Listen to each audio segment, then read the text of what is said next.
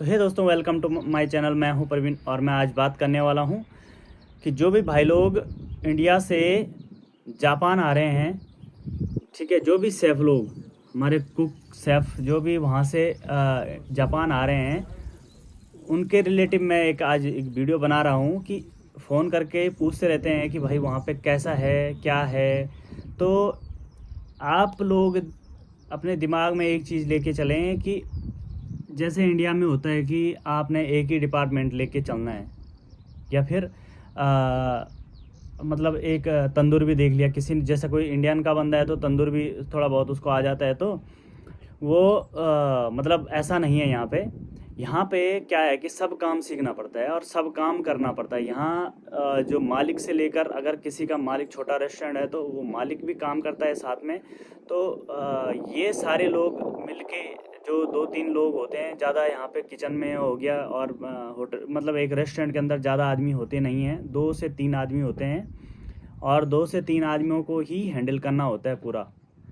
तो वो लोग ऐसा सोच के ना आए वहाँ से कि हमें इंडियन और या तो फिर तंदूर में ही काम करना है।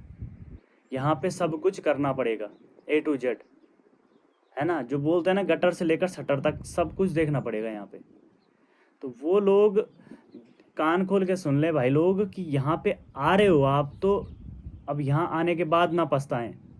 अब कोई क्या करता है कि वहाँ से पैसा दे के या फिर वैसा करके वहाँ से आ जाते हैं, और यहाँ पे जो है हम लोग भी ऐसे ही पहले मतलब हम लोग भी आए तो हम लोग भी पहले पहले हमको भी बहुत अटपटा लगा कि यार हम लोग भी एक डिपार्टमेंट लेके चलते थे, है ना। जैसे तंदूर वाले था, तंदूर में था तो तंदूर में ही करते थे, इंडियन में था तो इंडियन में ही करते थे, है ना। तो यहाँ पे ऐसा कुछ नहीं, यहाँ पे उधर भी देखना है, इधर भी देखना है, और प्लस बाहर सर्विस का भी देखना है। यहाँ पे कोई ज़्यादा आदमी नहीं रखते हैं, क्योंकि यहाँ पे इतना अफोर्ड नहीं कर पाता है कोई भी मालिक हो गया, इतना स्टाफ नहीं होता है। तो अपने को ही सब कुछ देखना पड़ता है, उसी हिसाब से ये यहाँ का जो जॉब वगैरह है उस हिसाब से चलती है ना। तो आप लोग प्लीज़ ऐसा दिमाग में ना रखें कि हमें वहाँ जाके हमें एक इंडियन में मतलब करी माननी है, या फिर हमें तंदूर में जाके वहाँ तंदूरी तंदूर देखना है। तो ऐसा नहीं है। और अदर डिपार्टमेंट के जो शेफ़ लोग हैं तो वो जैसे चाइनीज़ हो गया और कॉन्टिनेंटल हो गया, तो जापान वगैरह में वो चलता नहीं, क्योंकि यहाँ इनकी खुद की वो होती है सब कुछ, मतलब इनका जो खुद के शेफ़ होते हैं यहाँ पे, और ये लोग ओनली यहाँ पे इंडियन को ही, मतलब जो जिसको इंडियन का काम आता है उसको ही, और इंडियन वीज़ा ही यहाँ पे जो प्रोवाइड करते हैं ये लोग, है ना। तो मेरा वीडियो बनाने का एक ही मकसद था कि जो भी हमारे शेफ़ लोग वहाँ से इंडिया से आ रहे हैं, बहुत लोग आ चुके हैं, तो वो आके यहाँ पे पछताते हैं कि यार मैं वहाँ पे एक ही वो लेके चलता था डिपार्टमेंट, तो वो सब यहाँ पे नहीं चलता है। तो प्लीज़ आप लोग एक ही दिमाग में यही लेके आएँ कि हमें सब कुछ करना पड़ेगा, या तो फिर आए ना। अपना पैसा लगा के कोई फ़ायदा नहीं है यहाँ पे फिर, है ना। और दूसरी बात ये है कि यहाँ पे छोटे छोटे रेस्टोरेंट होते हैं। हाँ, ये हो सकता है कि तुम्हें सैलरी, वो मतलब जैसे जॉब वॉब चेंज करनी होगी, या फिर कहीं पे कम ज़्यादा सैलरी मिल रही है, तो वहाँ पे आप जा सकते, बेझिझक जा सकते हैं। ऐसा नहीं है कि यहाँ पे मालिकों का किसी का भी फोर्स होता है कि तुम्हें यहीं पे करना है। तुम्हें नहीं आ रहा है समझ में, अगर तुम्हें लग रहा है कि यहाँ पे मेरा नहीं बनेगी, बात नहीं बनने वाली, तो आप लोग यहाँ से मतलब दूसरी जगह आप फ्रेंड सर्कल में फ़ोन करके आप जगह जगह आप जा सकते हैं। ऐसा कुछ नहीं है यहाँ पे कि एक जगह ही काम करना है ना। तो काम, बट काम जो है कहीं थोड़ा कम है तो कहीं ज़्यादा है, बट काम एक जैसा ही है, सब कुछ करना पड़ेगा। ऐसा नहीं है कि नहीं साहब मैं ये काम नहीं करता, मेरा ये काम नहीं है, मेरे को नहीं आता है। अगर नहीं भी आता होगा तो सीखना पड़ेगा, और इसके अनुसार आप लोगों की मतलब जो भी है इसी अनुसार मालिक लोग भी सैलरी वैलरी देते हैं, है ना। जब पहले पहले आता है आदमी तो क्या होता है कि पहले पहले पहले लोग थोड़ा कम सैलरी देते हैं, कम सैलरी दिया तो उसके बाद जैसे जैसे तुमने काम पकड़ा तो उस हिसाब से काम, मतलब उनको दिखाना पड़ता है काम। तो यार हमारे जो शेफ़ लोग वहाँ से आते हैं, जो 10-10 12-12 साल का एक्सपीरियंस लेते हैं ये लोग यहाँ से, कि 10-12 साल का आपको एक्सपीरियंस होना ही चाहिए।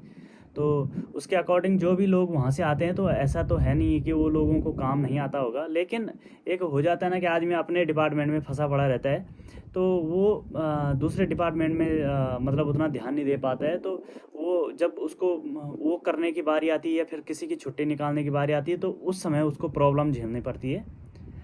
बट ये भी है कि आप लोगों को जो भी है वो लोग फिर उस हिसाब से, जब आप लोग इस ये सब चीज़ में मतलब एक्सपर्ट हो जाते हो, उस हिसाब से फिर तब सैलरी वो लोग प्रोवाइड करते हैं, अच्छी सैलरी पे काम करवाते हैं, ऐसा नहीं है। बट ये है कि आप लोग जो भी वहाँ से मतलब आ रहे हैं, तो ये सोच के ना आए कि हमारा जो है हमें एक ही काम को लेके चलना है, यहाँ पे सब कुछ करना पड़ेगा, है ना। और रही बात दूसरी, तो यहाँ पे वैकेंसियाँ कैसी आती है, बहुत सारे लोगों का ये भी क्वेश्चन रहता है कि यार वहाँ पे वैकेंसी कैसे मिलती है। तो वैकेंसी दोस्तों ऐसा होता है कि वैकेंसी यहाँ पे मोस्टली कोई इंडिया नहीं भेजता है कि भाई हमें ऐसा आदमी चाहिए। यहाँ पे जो भी होता है अपने फ्रेंड सर्कल में हो गया या फिर अपने कोई रिश्तेदार हो गया, ऐसे ही करके यहाँ पे लोग आते हैं। और उनके पास कोई यहाँ पे बड़े बड़े होटल तो हैं, लेकिन वो क्या करते हैं यहाँ पे ज़्यादा जैसे रेडी टू ईट वाला फूड चलता है, तो वो पीछे से पता नहीं कहाँ कहाँ से इनका बेस किचन जो होता है वहाँ से मतलब खाना आता है। ये नहीं है कि यहाँ पे लाइव कुकिंग जैसे इंडिया में होता है कि लाइव कुकिंग होता है। मोस्टली यहाँ पे ऐसा ही चलता है कि जो पीछे से बन के आता है और यहाँ फटाफट गर्म किया और दिया, है ना। तो मतलब एक किस्म से फैक्ट्री सिस्टम हो गया यहाँ पे। तो ये सब कुछ है यहाँ पे। और दूसरी बात, ओनली इंडियन एक ऐसे रेस्टोरेंट है यहाँ पे जो लाइव कुकिंग ज़्यादा होती है ना। और लाइव कुकिंग होने के बाद यहाँ पे ज़्यादा वैकेंसी ओनली इंडियन और तंदूर वालों की, इंडियन मतलब वही हो गया, इंडियन तंदूर एक ही हो गया, तो वही ज़्यादा वैकेंसियाँ रहती हैं यहाँ पे। और यहाँ पे कोई ऐसा जैसे दुबई में चलता है कि हाँ जी इतने आदमी हमको इंडियन वाले चाहिए, इतने क्वांटिटी वाले चाहिए, इतने सर्विस के चाहिए, इतने, वैसा नहीं है यहाँ पे। यहाँ पे जो भी अपना या तो जुगाड़ लगा के आना पड़ता है या तो फिर किसी एजेंट को ही पकड़ना पड़ेगा, तब जाके आप लोग, मेरे हिसाब से जब तक जहाँ तक मेरा फ्रेंड सर्कल है, जैसे जर्मनी में है या फिर आपका न्यूजीलैंड में हो गया, बहुत सारी कंट्रियां हैं, जो यूरोप में हो गया, मेरे मतलब बहुत सारी कंट्रियों में जहाँ तक मैं बातचीत करता रहता हूँ, तो वहाँ पे कैसा है कि एक जैसा ही काम है, ऐसा ही सब कुछ सब जगह है। ये जापान में भी ऐसे ही है, हर जगह ऐसे ही है। तो आप लोग एक ध्यान में लेके चलें कि हमें सब कुछ करना है भाई वहाँ पे जाके, है ना। तो कई लोग आके फिर रोने लग जाते हैं यहाँ पे कि ना नहीं साहब ये ऐसा हो गया मेरे साथ, वैसा हो गया, मैं तो ऐसा नहीं था, मैं ऐसा शेफ़ था, वैसा शेफ़ था। तो जो बड़े शेफ़ हैं, मुझे लग रहा है कि जो ख़ास करके जो वो लोग हैं जो अच्छी सैलरी ले रहे हैं वहाँ पे, मतलब जो 60 70 80 90 हज़ार रुपये तक भी, 1 लाख रुपए वाले भी शेफ़ हैं वहाँ पे। तो जो मोस्टली मतलब जो एक तो हाई क्वालिटी वाले शेफ़ हो गए, जो हाई लेवल वाले हैं, और एक थोड़ा नीचे CDP DCDP वाले जो होते हैं, तो वो लोग भी उस हिसाब से आए हैं यहाँ पे कि अगर उनकी सैलरी ठीक ठाक है तो विदेशों में ना आए। मेरे हिसाब से इंडिया में बहुत कुछ है अभी, है ना। तो उतना ही उन्होंने वहाँ कमाना है और इतना सरदर्दी लेके कोई फ़ायदा नहीं है उनका, मेरे हिसाब से। तो अब आगे आप लोगों की इच्छा है, तो किसी को विदेश घूमना रहता है, किसी को कुछ करना रहता है, तो वो लोग ये सोच के आए यहाँ पे कि हमें सब कुछ करना है भाई वहाँ पे जाके।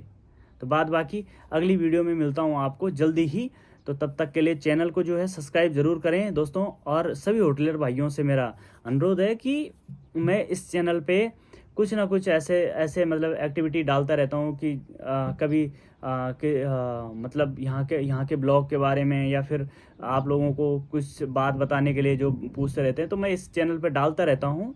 तो आप लोग ज़रूर इसको सब्सक्राइब करें और शेयर ज़रूर करें अपने जो भी आप मतलब जो भी हमारे होटलियर भाई हैं, हम उत्तराखंड के हैं या फिर बाहर के हैं, तो मैं उनसे जुड़ना चाहता हूं। तो सभी लोगों से मेरा हाथ जोड़ के निवेदन है कि प्लीज़ सब्सक्राइब ज़रूर करें। और आगे मैं जल्दी ही आप लोगों को अगली वीडियो में मिलता हूं।